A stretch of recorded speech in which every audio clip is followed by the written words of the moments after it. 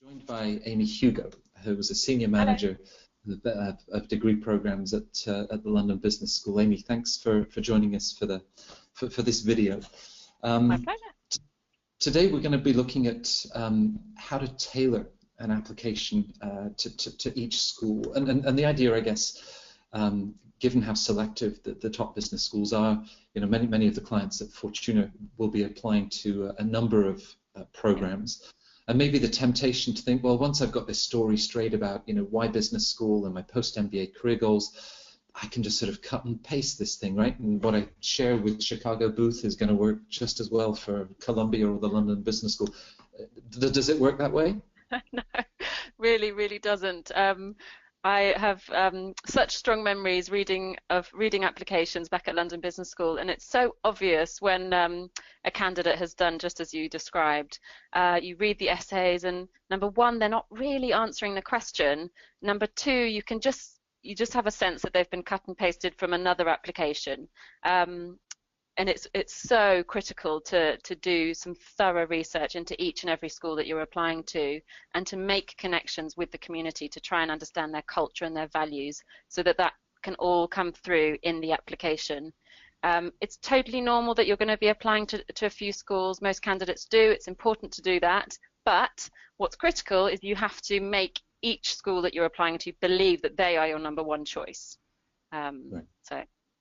And what are the good ways to do this? Obviously, if you've attended info sessions, a campus visit, if that's an option for the applicant, maybe they can follow the research of professors. Well, what were some of the things that you then identified, in your time working at admissions at LBS that said, they really understand the culture of the school, and that affinity that can create?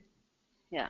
Well, obviously we would understand that not everyone can travel thousands of miles to go and visit the school, but you can go to the extra effort to try and find people to talk to send emails to find out more about the school. So it's connecting.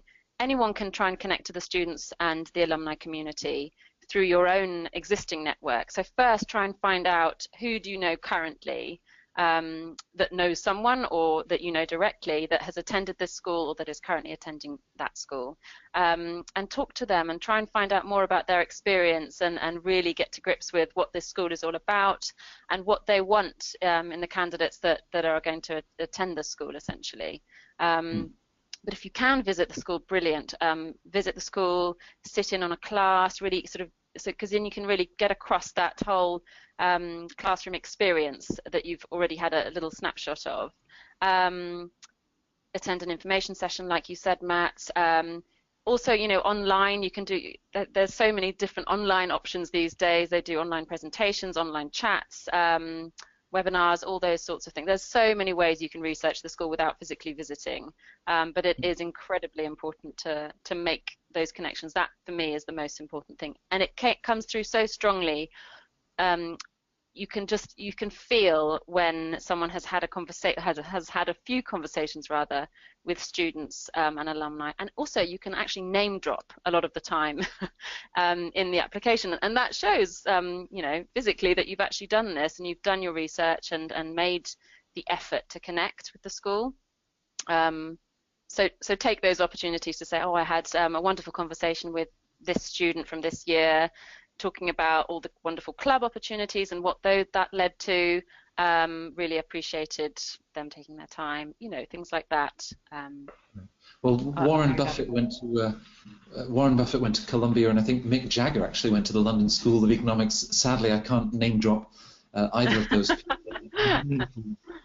I guess, we have this a lot with people looking at the rankings, and they sort of say, well, surely all of these top schools, I see the salaries, I see the doors that they open at McKinsey and Goldman and tech firms and the rest, and this idea that much of a muchness. But Chicago, I think, is a great example. That there are two schools that are 45 minutes apart, and Booth is proud of its sort of University of Chicago tradition. It's an academic powerhouse, the economics department, and they really look for that level of sort of academic strength, I think, in the program.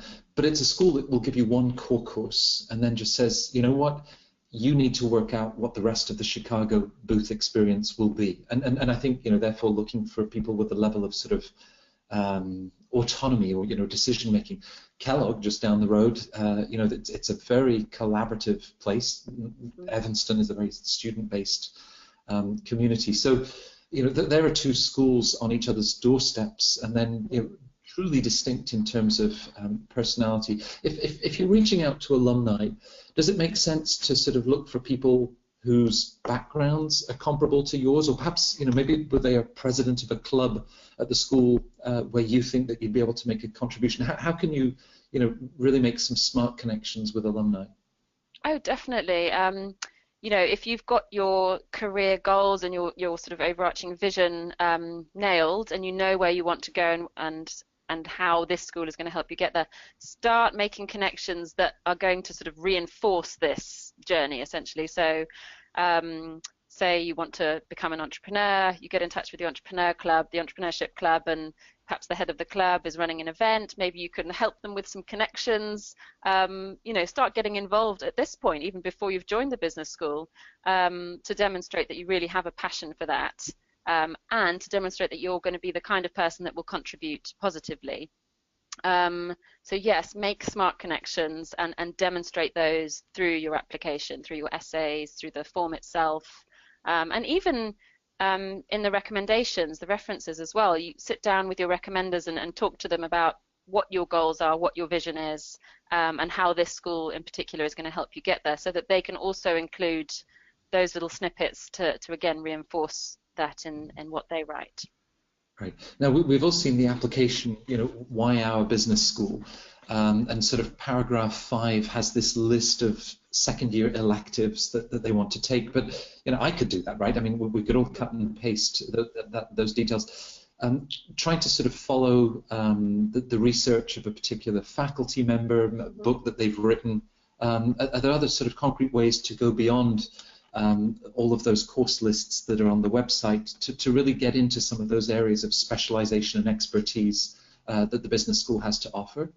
Yeah, I mean, and so often I would read files where it was incredibly generic what they said about the school, why the school. So going into the specifics, like the course content that are relevant to your career goals and vision.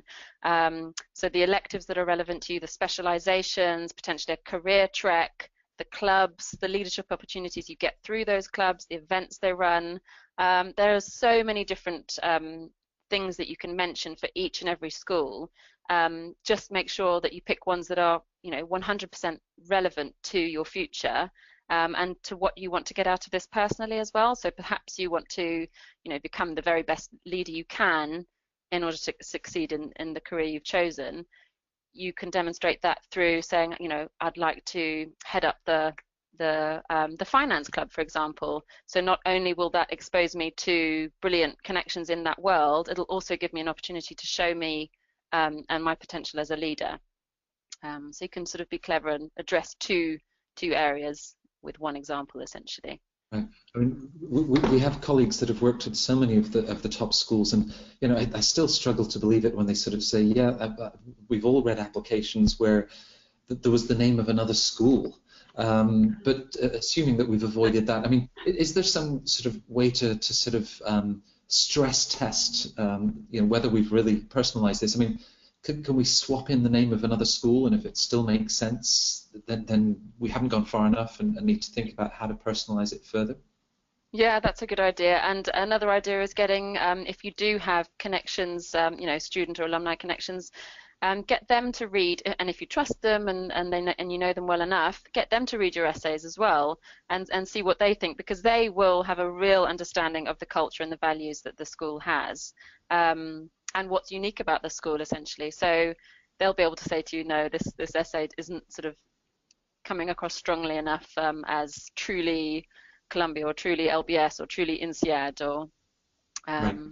Yeah. I mean, at LBS and the other top schools, you had no shortage of high GPAs, strong GMAT scores, impressive fast-track professional performance. So at some stage, it really comes down to this, right? Just the school getting the sense of, wow, this applicant really gets us, and we hope in return they sort of think, well, we get them. Let's invite them for interview.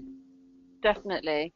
You know, as I said earlier, there are, you know, each application is different and each school has a different process, but there are going to be ways that you can mention how much research you've done. Not only show how much research you've done in the way you write your essays and the content you provide, but also literally mention, I've been to this event, I've been to that event, I've met this member of staff, and actually from the staff's point of view, when you see your name there and you say, oh yes, I remember that person, I met them at, you know, in San Francisco that one time at an MBA event, then it helps you connect the dots, and it's really helpful and very valuable, and it's nice to hear that that person enjoyed your conversation and found it valuable.